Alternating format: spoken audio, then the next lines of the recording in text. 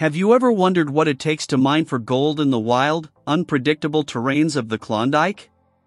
This adventure involves the thrill of discovering treasures buried under layers of frozen soil, battling against nature's fury, and relentlessly pursuing a dream as luminous as the gold itself. This is the domain of Tony Beets, a name that stands as a symbol of the ultimate gold mining adventure in Yukon, Canada. During a particularly challenging season, Tony set an ambitious goal to extract 5,000 ounces of gold. The Klondike, however, proved to be a formidable adversary, where success is measured not only in gold but in the ability to surmount unforeseen challenges. What harrowing discovery pushed Tony and his team to their limits, and how did they tackle the array of obstacles thrown their way by nature and fate? In March 1981, Tony headed to the Yukon, lured by the promise of lucrative returns. His journey wasn't marked by a single event, but rather a relentless barrage of challenges, from unpredictable weather and equipment failures to a significant encounter with a deep layer of permafrost. This dream of a substantial gold haul teetered on the brink of reality, overshadowed by the formidable challenges ahead. The Klondike region, nestled in the heart of Yukon, Canada, is steeped in gold rush lore and notorious for its harsh conditions. This expansive wilderness has been the setting for numerous tales of adventure, despair, and fortune hunting since the late 19th century. It continues to test the mettle of modern-day gold miners with its severe and unpredictable environment. Summers are short and intense, with miners working non-stop under the midnight sun to maximize the brief season. The ground, typically frozen solid most of the year, only thaws superficially, resulting in a muddy, challenging terrain that complicates mining operations. Winter sets in early, blanketing the landscape with snow and ice, freezing rivers, and turning access to remote mining sites into a logistical nightmare. Amidst these formidable conditions, the mining season was filled with anticipation and pressure. Tony Beets, a seasoned miner with a reputation as tough as the Klondike itself, had set a high target for his team: to extract 5,000 ounces of gold by season's end. This target was more than just a figure, it was a testament to Tony's trust in his crew's capabilities, their equipment, and decades of mining experience. However, the Klondike, oblivious to human ambitions and dreams, posed numerous hurdles from the outset. An early thaw followed by flooding threatened to delay the start of the season, while erratic weather patterns continually challenged the crew's daily operations.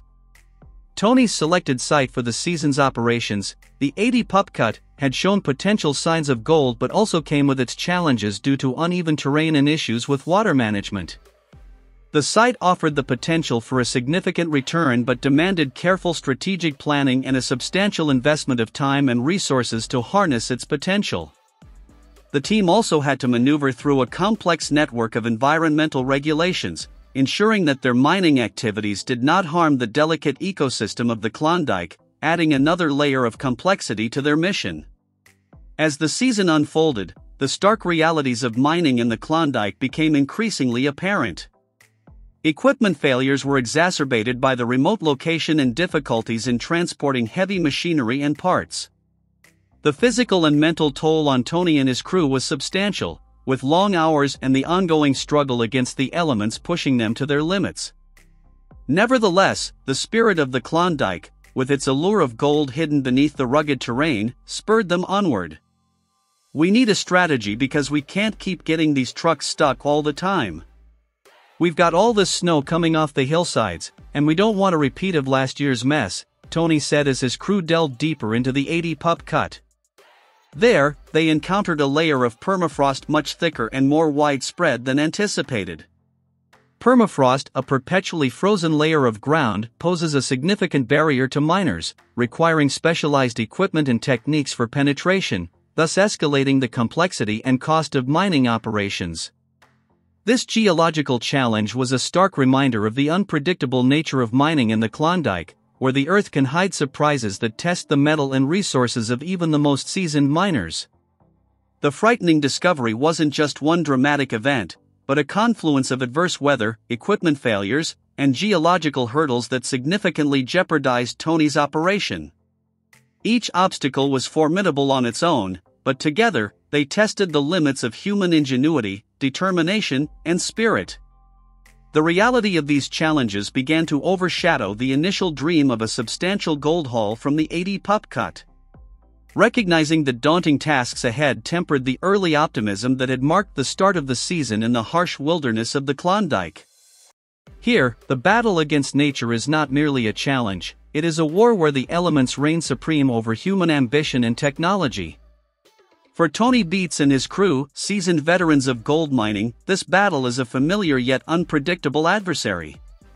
The quest for gold at the 80 pup cut, a site bursting with potential, became a testament to their resilience as they contended with the relentless forces of the Klondike. The season's operations began under an optimistic guise, but nature quickly deviated from this script, transforming the mining site into an ordeal with rain, mud, and the looming threat of breached dikes.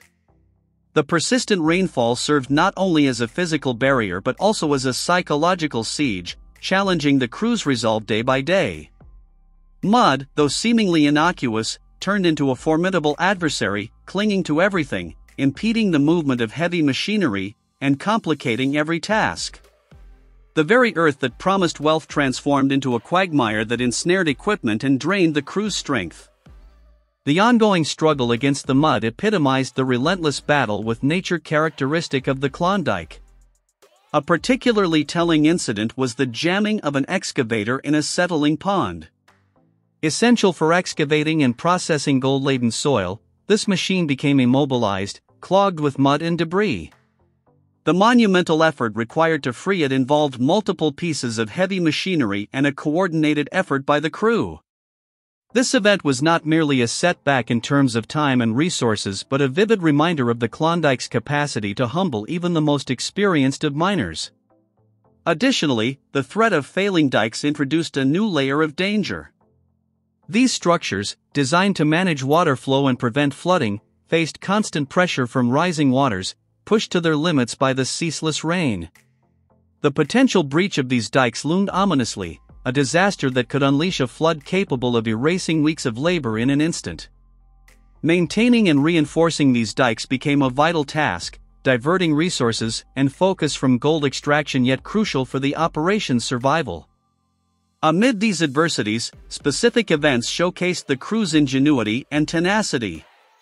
When a vital pump required for water management broke down, the crew had to improvise a solution, scavenging parts from other equipment and working tirelessly to restore its functionality.